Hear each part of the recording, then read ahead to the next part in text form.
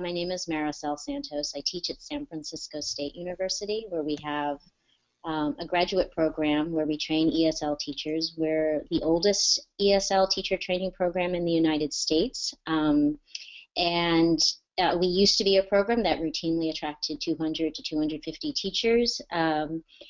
For various reasons, the economy globally and locally, we've become a much smaller program, but the curriculum has stayed the same. And one of the things that makes our program relatively unique to other graduate programs is the strong focus on practice, the purposeful integration throughout the time. And we've been rethinking that. And so the idea of what are the connections between professional development that teachers avail themselves of while they're in some sort of formal pre-service program has given me obviously a lot of reason to contemplate curriculum revision.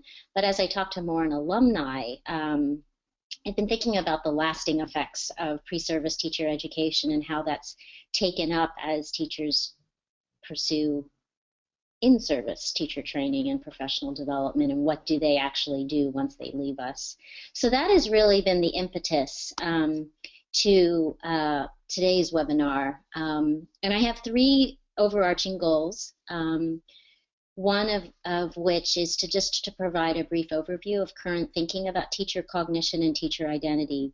And I'll give you some brief definitions of what I mean by those. This is a relatively new area in our study and thinking of second language teaching and learning, despite the fact that how we think and who we are as teachers is a ubiquitous phenomenon in what we do as teachers. But the fact that it's been relatively invisible and neglected as a focus of thinking in its own right is one of the reasons why I think this webinar is important, and why I'm so grateful that you guys are interested in this topic. Using some of that literature to reflect on our own teacher training experiences and the impact on our professional identity and practice, and the relationship between professional development and who we are as teachers, and how practice also shapes who we are and who we are shapes our practice. It's those bi-directional lines of relationship that I'm really interested to get your input on. And then we're going to close with some more hands-on thinking about what are the things that you do to pursue professional development in an ongoing way. I imagine that you might be part of a select group, given that you're spending your Thursday afternoon on a professional development webinar. And that speaks to your commitment and curiosity as a teacher, and how professional development sustains you, but also continues to enable you to celebrate your own growth as a teacher.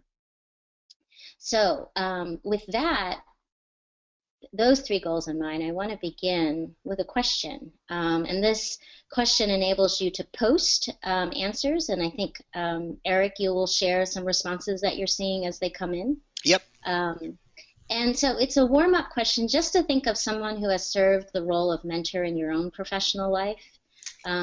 If you could post 1 to 2 characteristics or actions that this person has exhibited, or some a set of adjectives that has characterized this person that makes him or her a mentor. Right, and so you can write those in the question area, and then I'll share them as they start to come in. Maricel, I'll turn that question to you as they're typing. Yeah. Who is an early mentor of yours in thinking in terms of the characteristics that really came to light when you're thinking about them as a mentor? Yeah, I'll refer to the person who probably had the strongest impact on me when I was going through my MA at the Monterey Institute of International Studies, Kathy Bailey. Frankly, I was afraid of her when I first met her, simply because she had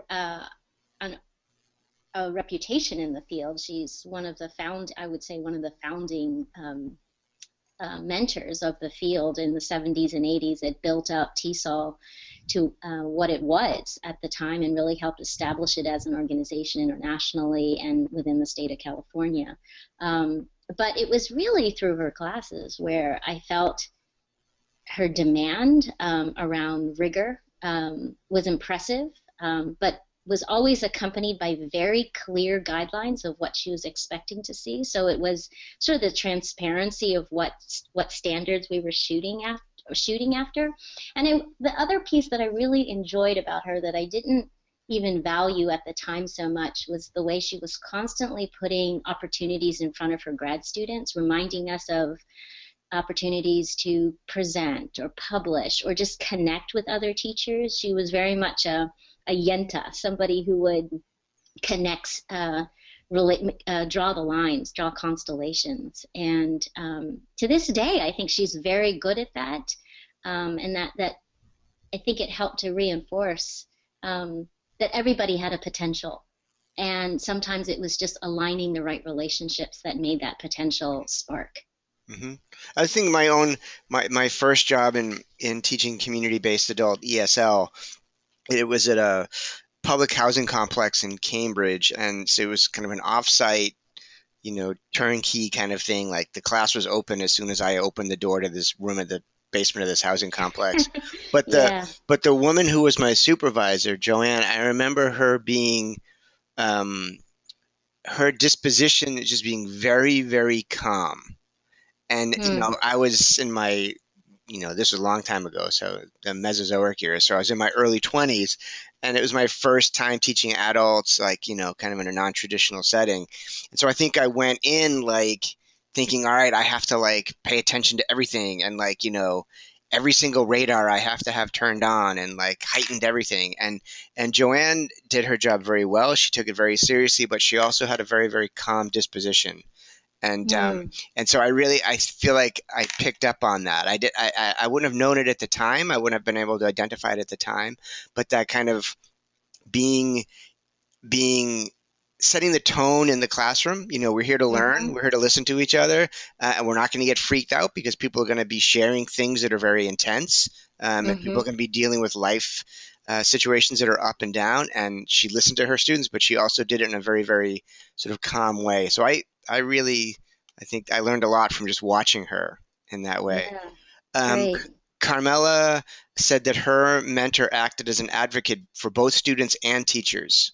I think that's an Hmm. important thing. Janice notes that her mentor was a listener and more experienced than she was, and she was in awe of her, but she was still approachable. I think we're going to probably see that a lot. I think that's a really good thing. Hmm. Robert mentions that his mentor was forward thinking and wonderfully dynamic and inclusive minded professor from his own TESOL master's program. So, like you, Hmm. Marisol, was kind of a professor. Um, Yeah. Carmela said her mentor made no excuses and called for open and honest teaching. And Rawa notes that there was a co-teacher she had when she started teaching and was a great role model because she was always looking for opportunities to share and learn from others, and showed her that teaching is always a learning process.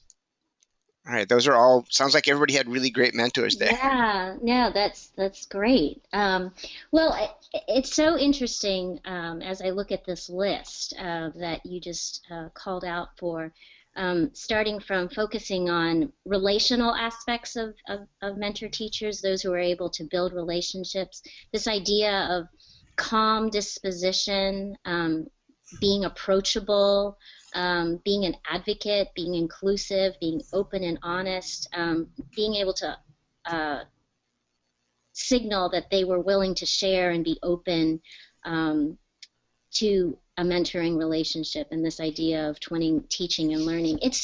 What's fascinating to me is that as you think about these characters, we obviously see qualities of good teaching here. It's just not good mentoring, but we also have idealized what we believe is good teaching. And that we're not immediately focused on things that I think the lay public would presume to be the hallmarks of good, effective teaching, which is, do you have a good lesson plan? What methods are you trying? What is your pedagogical approach? Those kinds of big picture, higher order frameworks that we typically of as teacher knowledge don't figure in when we think about what we desire most in our own professional development of others who are serving to nurture us in this way.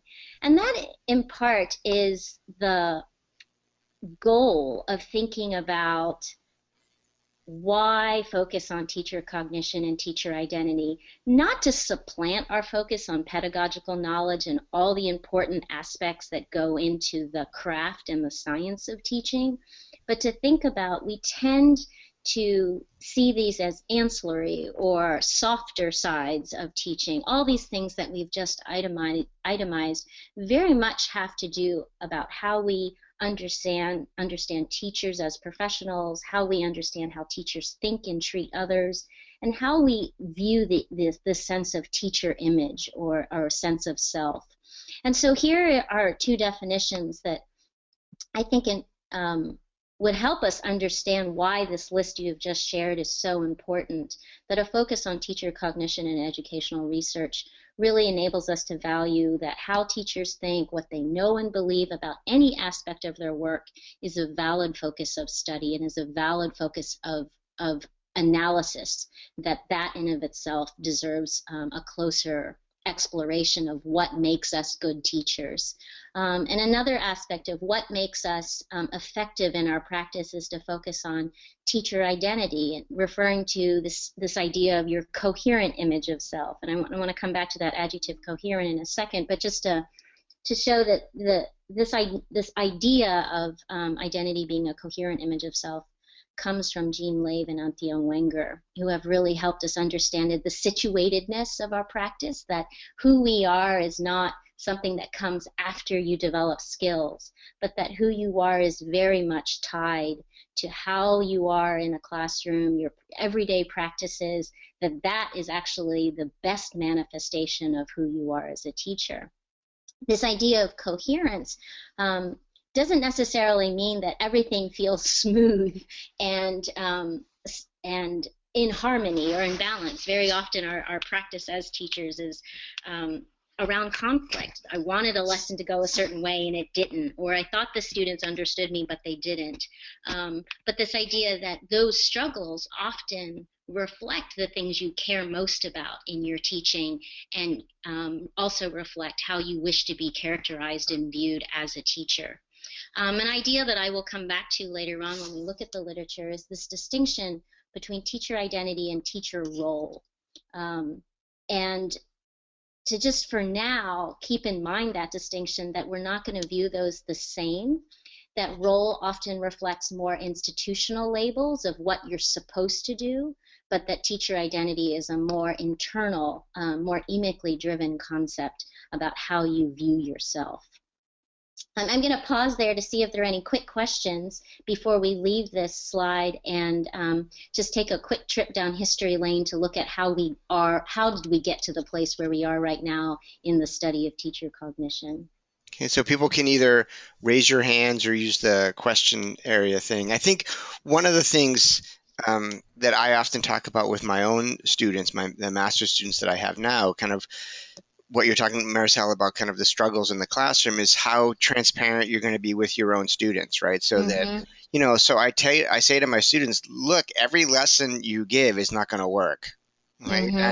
And then I think you can be honest with your students about it and say like, oh, all right, well, and I've done that with my own students. I'll say like, well, I want to revisit last week's class because I don't think I did a good job like talking about this, and I don't think I did a good job kind of setting up the activities in the class where last week to have you really kind of understand what I was hoping that I was getting at. And and I think you can be honest about it. You don't, certainly from my perspective, the idea that if you're standing in front of the class that you're incapable of not only making content mistakes, but that you're incapable of kind of making process mistakes, right? That you're evaluating your own teaching and going along and commenting with your students. I think, a couple people mentioned that the mentors that they had were kind of, open and honest about the whole process. I think that's really, really important. And I think you'll see later on in some of the examples that I've drawn from the literature, and these examples I've chosen because they do remind me so much of students that I work with each semester, have to do with this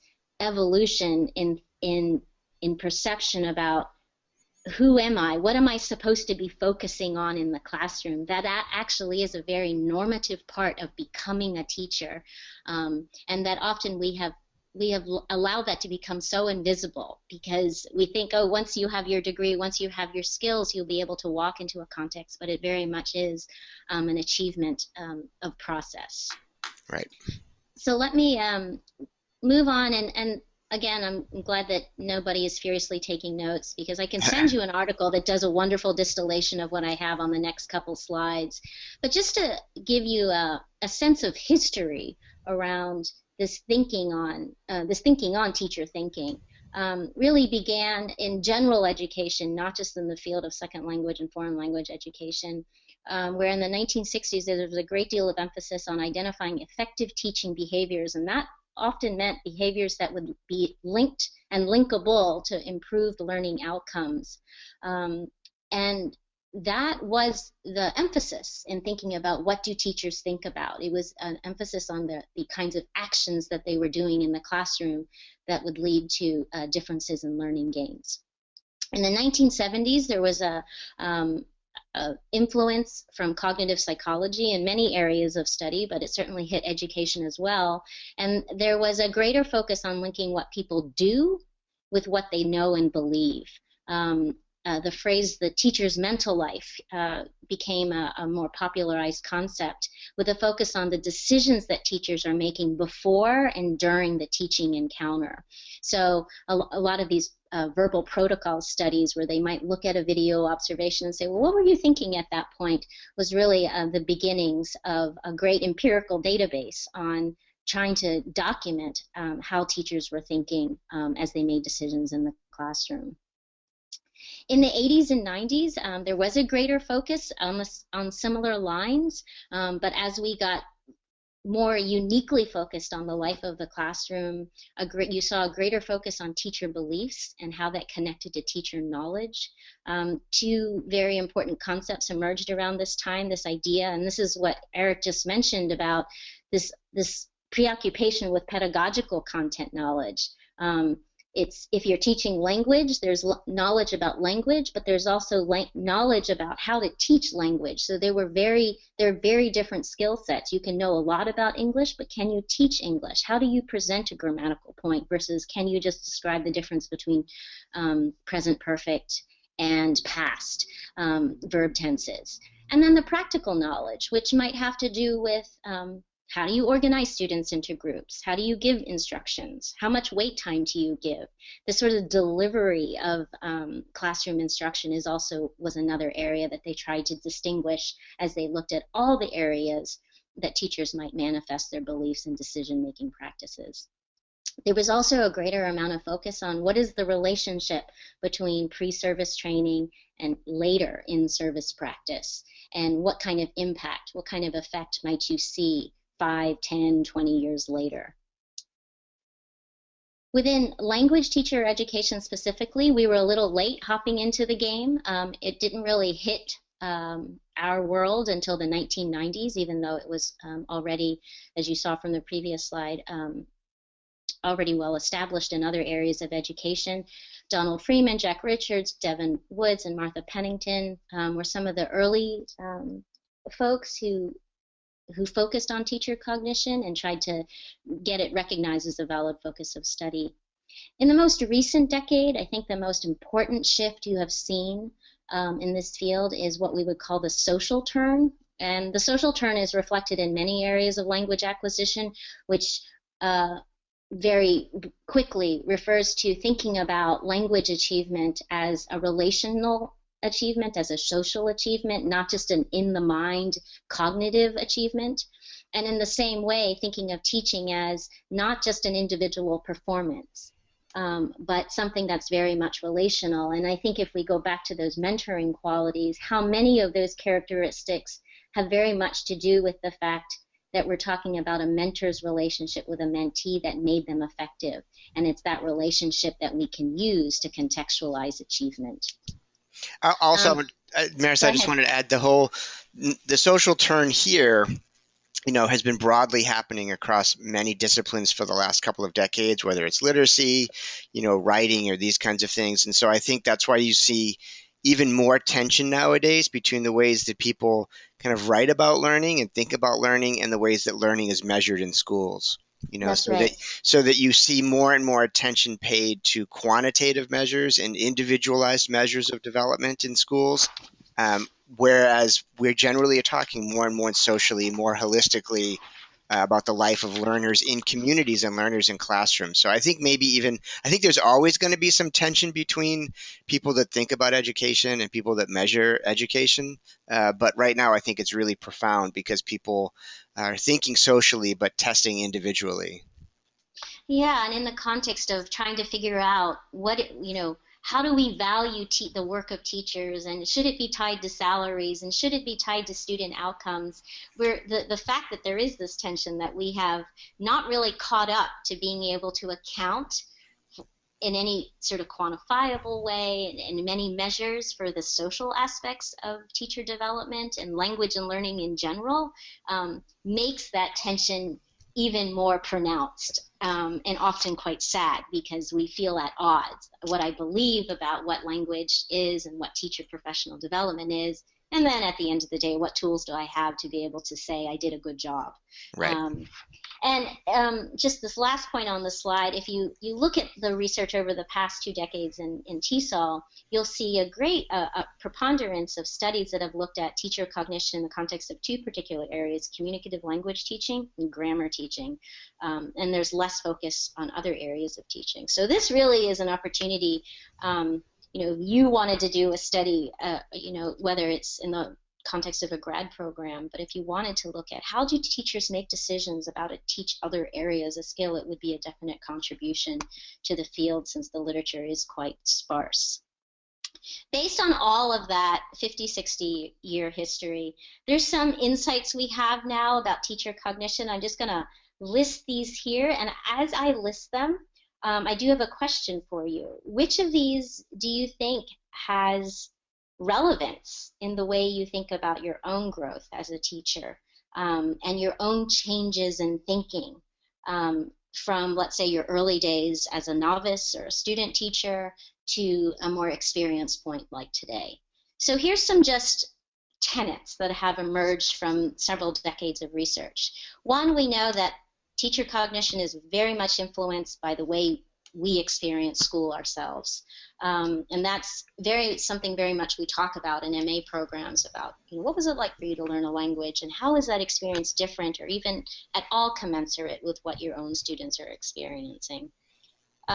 We also know that teacher cognition shapes what and how we learn in teacher education courses. So on the one hand, thinking about how your teacher cognition might change over the course of an MA program or a professional development experience, we also know that what you come in with very much influences what you take away. It's often a filter. The way we think filters how we interpret new knowledge, new experiences. And I often think of this in terms of the technological tools that are out there, and feeling that I should rethink literacy instruction, or I should rethink language instruction because of these new expectations around technology, but how my thinking about literacy, or my thinking about the nature of literacy, puts constraints on what I think about technology. So that's just one example of that kind of filtering. I often think about this when I read papers by my graduate students, that teacher cognition can often trump the effects of our teacher training, that you may not see changes in the way that we would hope within the course of an MA program. Similar to that teacher cognition often does not change, and certain beliefs, ways of viewing the world, ways of thinking about language can remain rather persistent over time. This one that we've already talked about a little bit, that the way you think influences your practice. That seems like an obvious component. And that the way you practice also influences the way you think. And finally, that we know that the way teachers think, believe, and know their practice does have a effect on their practice, but it doesn't always reflect their practice. So you may say you do things, you may believe you know things, You may idealize certain aspects of your teaching, but institutionally, you may not have those opportunities to be able to demonstrate those beliefs and knowledge. So I leave you with this question right now, and I'd like to kind of break up this bulleted list by getting your thoughts. So which of these insights have you found to be relevant in your own growth as a teacher? Which of these insights reflect your own experience in becoming a teacher, perhaps as you think about your evolution from your early days to now? Okay, people are starting to weigh in. As people are typing, one of the first things that came to my mind, Maricel, is that that first point about your cognition being influenced by your own experience as learners.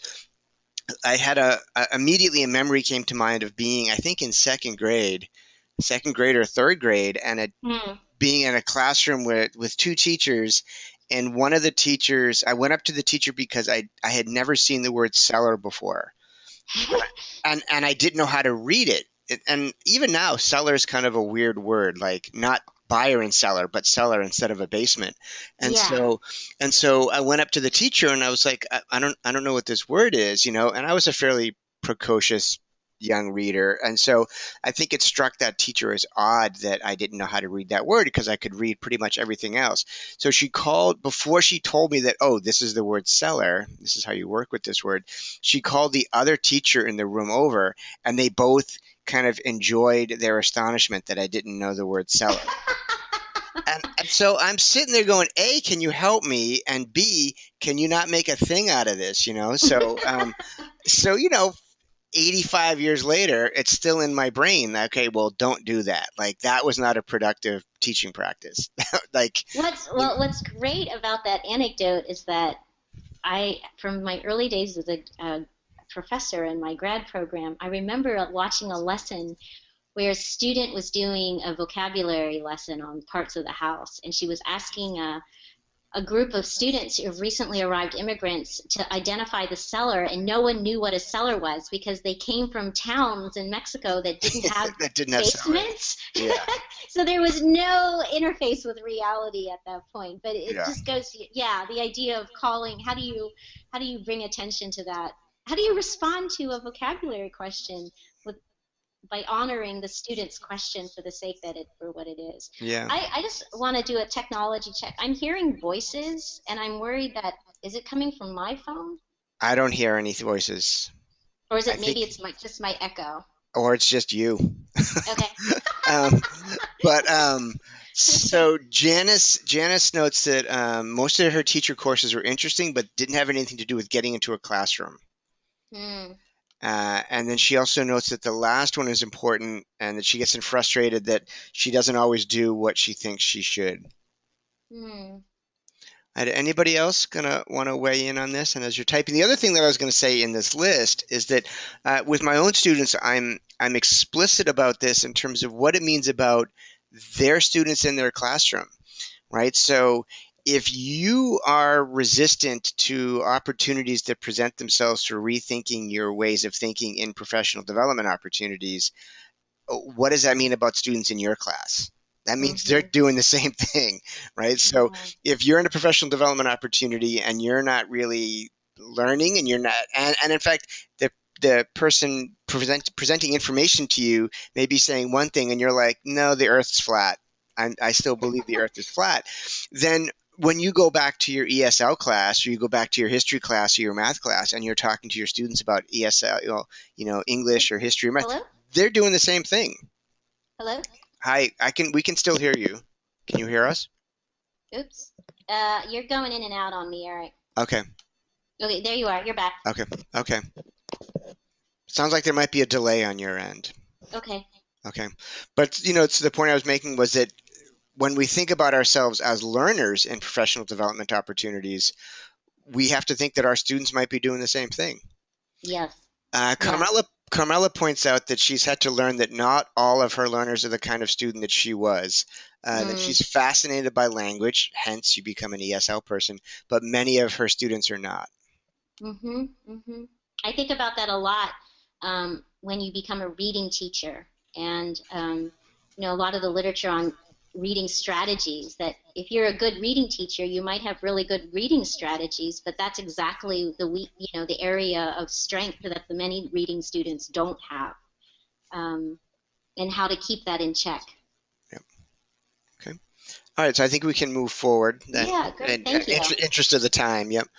Yeah. So just one of the concluding ideas as we move away from this literature is the value of this work, which to some may feel like navel gazing, but that really, I think the part that I value the most of this research has really helped to make public the hidden work of ESL teaching.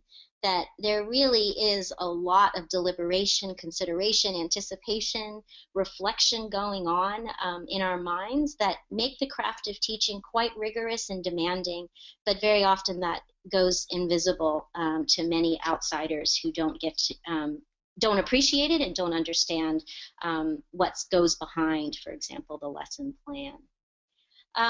One of the things that Eric mentioned earlier about this idea of being open in public about our teacher selves reminded me of the Johari window, which has been used to talk about interpersonal awareness, not just in areas of education, but in many disciplines. But I think of the way that teacher identity can be understood through these different kinds of selves, that there are public and private and perhaps hidden aspects of who we view, how we think of ourselves as teacher. And this dynamic, I think, is very useful to think about aspects of your identity that are known to others, that you're willing to talk about, the open self that you're willing to share. There are also aspects that are secret. The fact that you might be struggling with a new set of course guidelines. I know this was very much my first year as a professor. I didn't know how to work the copy machines, and it made me late to class all the time because I wouldn't know how to work these things called the Gestetners. And I was so embarrassed to ask people because I just felt like I'm going to look like an idiot. And now I look back and say, oh my God, you were an idiot not to ask because it made you late all the time. But I can kind of be kinder to that old self that was so wrapped up in trying to get the routine down that I allowed something like that to remain hidden. The blind self, these are aspects that are known to others but not to the teacher. So, for example, a teacher may unknowingly be reinforcing stereotypes about quiet Asian students in their classroom without realizing, even though other students and maybe other observers may recognize this pattern. The hidden self, insights that are not known to the teacher or to others in the school environment. And this might have to do with an institutional culture that values, a certain kind of attendance, a certain kind of participation that everyone has agreed to in a very consensual way, but that in fact we don't even realize that's what we consider to be hallmarks of effective teaching or good quality programming. So before we move on, I just wanted to invite anyone to say, is there something that jumps out at you here that makes you think, yeah, that's a good example of the open self or the blind self? Right. And if these resonate, these kind of ways of Yeah. thinking about the self resonate.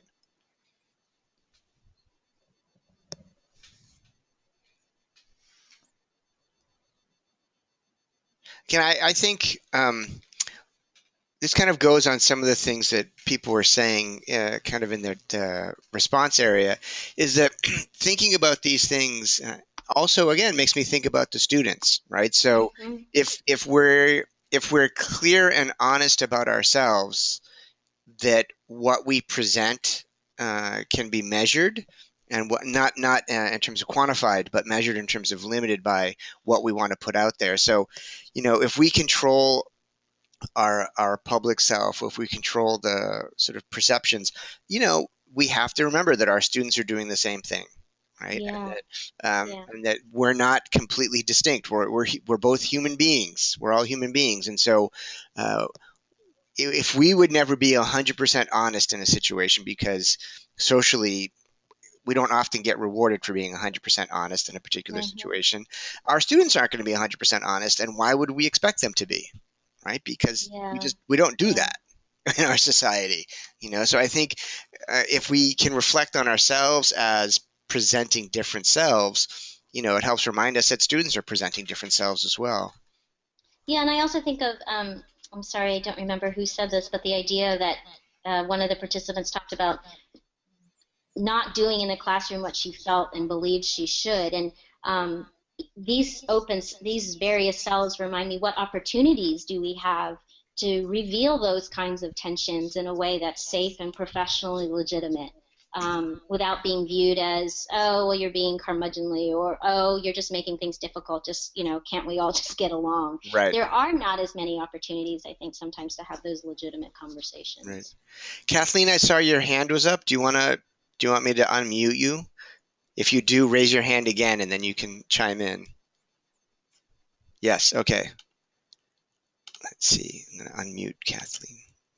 Okay, Kathleen, you wanted to chime in? I am having a difficult time writing any of my answers, so I just wanted to throw in my 2 cents right now. I am not a teacher by trade. I just have been tutoring ESL, and decided to go back to teaching after being in the workforce for 45, 50 years. So I went through my oral and written proficiency tests, etc. And the more classes I can take and the more I can learn on improving myself in the classroom is what I'm trying to do. But I just love this open self and this self slide. It is wonderful. I just think it's so important for us to see the opportunities to improve ourselves and the classroom. Thank you. Thanks, Kathleen, for sharing that. Thanks, Kathleen. Well, hopefully you'll even find more resonance with the next few slides then. One of the things that I have been really fascinated with, as I better understand, going on 11 years as a teacher trainer, an important shift that I see as normative in professional development, and I think deserves more discussion and open dialogue, is how we shift from viewing ourselves as being in the role of a teacher versus owning a teacher identity. And I mentioned that very early on, thinking about how roles often are predetermined, are institutionalized labels, reflect a set of responsibilities that you may be given, but that identity is something that comes over time. And some of the literature that I find the most fascinating, because it has spoken to me about how I can mentor my own students, is ways that helps me recognize when teachers are struggling with the role. And that's why I really like this comment of not doing in the classroom what you think you should, because in that sense, I think you're serving in the role as teacher, but you may not be preserving that coherent sense of who you want to be as a teacher.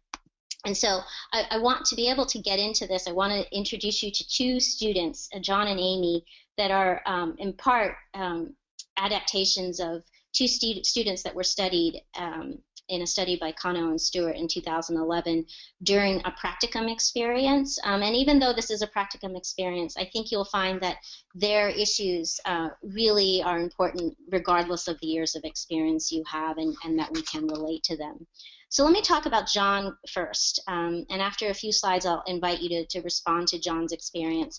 John started teaching because he was really interested initially in language exchange with friends in Japan, and he wrote in a journal, I had friends that wanted help with English and I needed help with Japanese, so we had this language exchange, and it was very informal, so there was no pressure. These people were my friends. So that was my introduction to teaching, and I absolutely loved it. It was like no problem at all. And I mention that because it helps understand what John's early teaching experiences were like for him. He very much used that language exchange experience as a guide for how he thought about teaching. And thinking about to that first bullet on the previous slide about how very much our cognition is shaped by our language learning experiences. He regarded his students as partners in a language exchange, and he frequently consulted with them on how to proceed with the lesson. So he would ask questions like, do you want to work in the same groups, or do you want to form new ones? Would you prefer feedback tomorrow or today on your homework? Unfortunately, students rarely answered John's questions, so when he sought their input and preferences, and he would often find himself in what he called an awkward silence, because it felt as if he were seeking their approval to carry out the lesson. This spoke to what Kano and Stewart described, John's struggle with affecting teacher authority. He described teaching as wonderful and strange. It's not like something changed and all of a sudden now I'm capable of this. I don't know why I'm any different from 5 or 10 years ago. Why are people listening to me now? So I love this notion. It crystallizes that feeling of when you're in the classroom for one of your first times and the entire class is staring at you, and it is both wonderful and strange because it's both a feeling of power, but in this case, John, he's not sure what to do with that sense of authority. He talks about appreciating all this trust that the students put in him, but he hesitated to accept this new sense of teacher authority. He felt as if he was playing the role of teacher, but not being the teacher. He viewed his authority as a fragile, temporary trust that could easily be lost, and thus things like student tardiness, students' lack of enthusiasm, he interpreted as evidence of his inadequacy as a teacher. And so I ask you now, as you think about everything you just heard about John, are there any ways that you can relate, all of you, relate to John's early experiences as a teacher?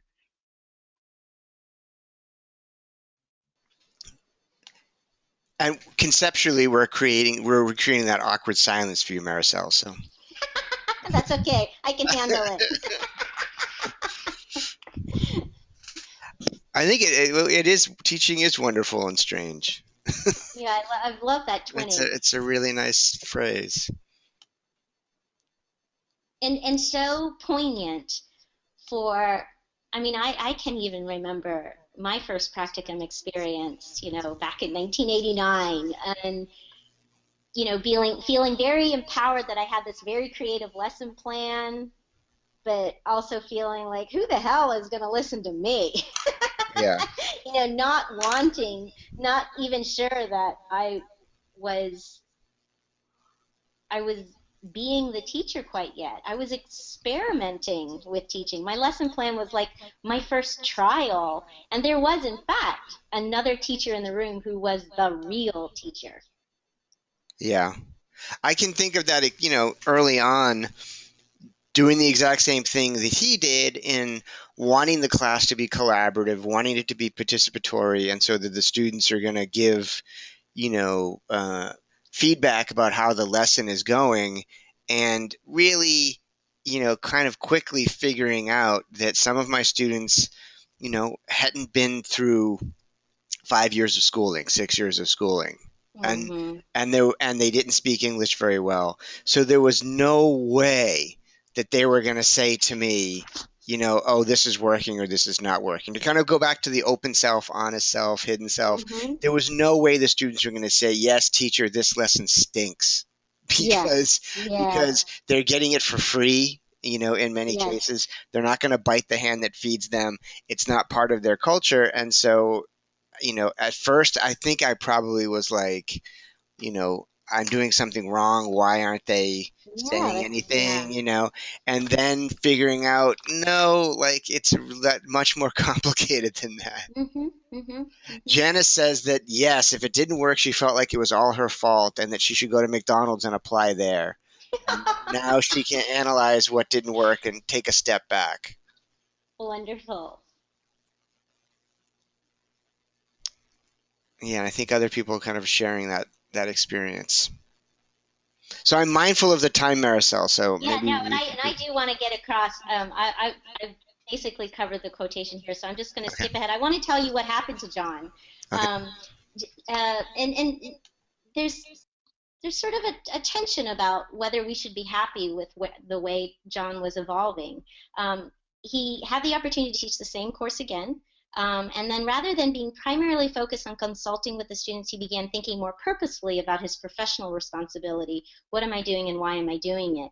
And so the fact that he was, through a second opportunity to teach the same class, he was able to get to a point where he was thinking more higher order, the bigger picture, enabled him to not get caught up in these sort of moment-to-moment threats to his relationship with the students. And I guess my lingering question, which maybe we can come back to later, is, as we see these ebbs and flows around your feeling of connection with the student, what's lost, what's gained, as you move away from these initial points of wanting to connect so earnestly with the student. How is that in some ways sacrificed momentarily, perhaps temporarily, until you can get to this point where John is right now, where he's thinking more purposefully about higher order questions. So let me go to talk about Amy. I actually love Amy's experience because it reminds me so much of my early grammar teaching. Like John, Amy was also focused on connecting with her students. And she said very early on, it's going well. I feel like I have a really good rapport with them, and I feel like they really like me. She struggled with grammar teaching. She wanted to be taken seriously, but when given an opportunity to explain grammar, she often would fumble, which would make her feel inadequate as a teacher, probably similar to the feeling of wanting to go to McDonald's and just forgo teaching. So this is what happens one day in class. She wrote this student sentence on the board, and they were going to do a collaborative editing exercise. The graph shows that how many Starbucks stores spread in the world. So Amy's goal was to focus on that because it was the relative pronoun that was throwing off a lot of the meaning of the sentence. But the students wanted to focus on correcting the verb. So students started asking her, well, should the verb be spread or have spread? Is the verb spread transitive or intransitive? And she was very nervous because she didn't know how to answer any of these questions. So one student checked a dictionary and said, well, spread's actually both transitive and intransitive. So Amy said, okay. It ended up that her revised sentence was even more incorrect. The graph shows that how many Starbucks have been spread in the world. So she later wrote, I started to second guess myself when they offered the passive voice of the present perfect, even though I just felt that this wasn't correct. I felt myself saying, I'm not sure a lot, and I just felt them losing respect for me as their teacher every moment. My heart goes out to this teacher because I very much relate to how she was feeling. Just really quickly, maybe we can give like 30 seconds if anyone just wants to comment really quickly on the way Amy was feeling too. Oh, totally. Let me go back because this is really, it's so crazy how, you can just see, you see it when an incorrect sentence goes up on the board, and how that often makes you feel as an observer if you're watching the teacher. Yeah, Cawthor said yes, yes, yes. Other people are saying yes. I can completely agree with that. Having grown up speaking English and not necessarily thought about it in the abstract as a linguist until I had to, right? When I started to teach languages, every so often a student would ask you a question, you'd be like, I'm not sure why English does that. It's because it does. Yeah, and this is where that, thank goodness, in the 1990s we came up with the term pedagogical content knowledge, because what Amy is what is in need of is sort of the pedagogical knowledge to go with her native speaker intuition that's telling her that doesn't sound correct. Right. And so the way Erica was talking earlier about teachers feeling vulnerable, learners feeling vulnerable, reminds me of this quotation from Parker Palmer, who I love to read. He's written a wonderful book called The Courage to Teach. We lose heart in part because teaching is a daily exercise in vulnerability. I need not reveal personal secrets to feel naked in front of a class. I need only parse a sentence to work a proof on the board while students doze off or pass notes. No matter how technical my subject may be, the things I teach I care about, and what I care about define my selfhood. And I think that sense of vulnerability, of how much we invest, really comes to life in Amy's struggle. What happened to Amy? Amy actually never became a very strong grammar teacher, admittedly. She just chose to avoid teaching grammar classes specifically. She found herself thriving in content courses instead. But she also observed a teacher who was very well respected and experienced, and saw that teacher admit to the students that she didn't know, and it helped Amy develop a strategy where she would say to the students, I don't know, I'm going to go home and do some homework, and I'm going to come back tomorrow with a better answer.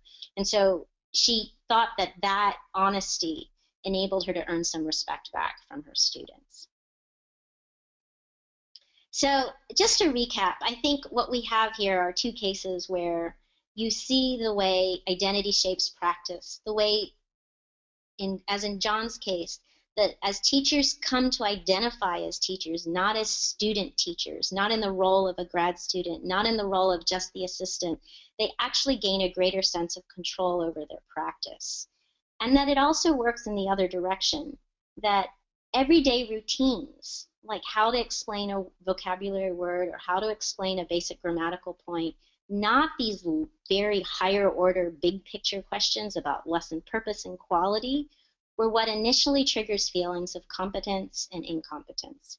And another point to make about both these cases is the value of how sustaining your practice over time, getting to teach the same class twice, for example, staying with a long-term mentorship, which is so rare in many of our everyday professional lives currently once you leave grad school, that it's that sustained reflection that enables you to facilitate teacher identity development. So I just think in the interest of time, we might not even get to the part where we talk about what professional activities that you guys get to do, but maybe you can bring it up in the context of this quotation, which I'll use to close, that to really start being able to separate but see a different relationship between knowledge of language teaching and teacher identity. That our growth as teachers is not just acquiring the knowledge of language teaching, but that it is a process of developing teacher identity. Knowledge acquisition is part of this identity development, not the other way around. Moreover, changes in our classroom practice cannot be explained solely in terms of the changes in our knowledge. Again, we need to refer to our evolving teacher identities to fully understand why certain changes occur in their practice. And this quotation really stays with me to rethink how you could shake up teacher education if we place teacher identity at the forefront as opposed to the background, as opposed to treating it as an after effect of what you gain after completing a set of courses or experiencing field work in a particular way. And so I open it to you guys to think about, how does this relationship between gaining knowledge, being a part of your teacher identity development, help you think about your own past and future experiences as a teacher with respect to professional development? Well, as people are typing, one of the first things that jumps out at me, Marisol, and I've been thinking about this for the last part of the webinar, is that not only is the teacher role not completely aligned with teacher identity, but in fact, your teacher identity may be grounded in a rejection of the teacher role, right? So that if you're working in a particular institution and the institution is saying, you know, these are the requirements or these are the expectations on the part of the student, and you don't think that they're fair or just or what the students need, there's times when your teacher identity, when your real commitment is to the students and not to the institution, that you may make decisions in the classroom or in your communication with students that would run contrary to your role within the institution. And I think thinking about that is also going to shape the way your professional development opportunities and growth happens, right? So that absolutely your identity is connected to the institutions that you're part of, but it's not completely defined by the institutions that you're part of. Absolutely. And what a wonderful focus to bring to, you know, if a bunch of teachers got together in a program and said, let's explore what we're asked to do in our role as teachers and what we want and believe and know to be true in our, which is coherent with our teacher identities, and let's identify all the tensions. I mean, what a wonderful way to approach lesson study or a study circle or something that would enable people to have an ongoing conversation in this way over time. Yeah. And I think that's the big thing is what is your connection to various ongoing conversations, right? I mean, that's your professional development trajectory, is all those different ongoing conversations that you're a part of. Which ones do you seek out? Which ones do you take the lead in? Which ones are you kind of in the background on? Yeah, Rawa mentions it, I think, as part of identity, is that meeting students' needs begins to trump what the guidelines say we should do. Yes. Yeah. Okay. I'm sorry to be very mindful of the time, but I know that No, people thank have you. other things to. It is true, and the hour is golden. I just wanted to Yes. thank everybody. I hope is there a way to get a running log of all of all the participants' comments, Eric? I'd love Yes, to. yeah, I can do that. I can generate a report and then send them to you that way. That'd be wonderful. Well, thank you, everyone. I will send out the slides so you can see what you didn't get to see today in case you have additional questions. And my email is on the first slide. So if you have any questions about materials you'd like to see based on the slides, let me know. Okay, and also as kind of a follow-up, I mean, I always make this pitch anyways, which is that let us know if there's other webinars that you would like Angel to offer, but also if you yourself would like to facilitate a webinar. I mean, I think the technical aspects are not that complicated, as Maricel can attest to. I mean, it's PowerPoint, and I'll work with you kind of, running interference and being the behind the scenes person as well. So so if you want to do this as an opportunity for your own professional development growth, let me know and I can help you facilitate a webinar and you can help put a webinar together. Wonderful. All right. So any other thoughts that people have? And then we'll kind of, I think, keep this in mind as we're starting to put together the fall series of webinars. Great. Thank you so much, Eric, for organizing Yeah. and for being the technological guru. Yeah. Guru might be too strong a word. I know how to turn it on and press the start button. So Yeah, but it's like the Wizard of Oz, it always yeah, looks greater on the outside. yeah. I'm probably about as tall as that guy too. Um, so if those of you I recommend thought that this was informative, I'll probably get it up on YouTube within like a week or so. It'll be at the Angel YouTube channel, and so then you can recommend it to other people. So Rawa wants a webinar about strategies for teaching speaking. So maybe Rawa, you can help put it together. Great. So let's see this. Okay. Yeah, this is all coming in. So Janice's thing on anything on pronunciation. So as a native of Massachusetts, I'm going to avoid teaching one on pronunciation. Speaking of pedagogical awareness of self, I'm going to. Yeah, but you could do pronunciation for Red Sox games. Yes. So it was fine when I was teaching ESL in Massachusetts, but when I teach ESL in other contexts, I have to be very careful of my Massachusetts accent and dialect. So, because I believe anyways is grammatically correct, even though nobody else does. I think anyways is grammatically fine. That's fine with me too. Yeah. So, all right. Well, thanks for participating, everybody, today. Everybody. And thanks again, Maricel, for presenting today. And I'll talk to you soon. And thank you, everyone. Take care, everybody.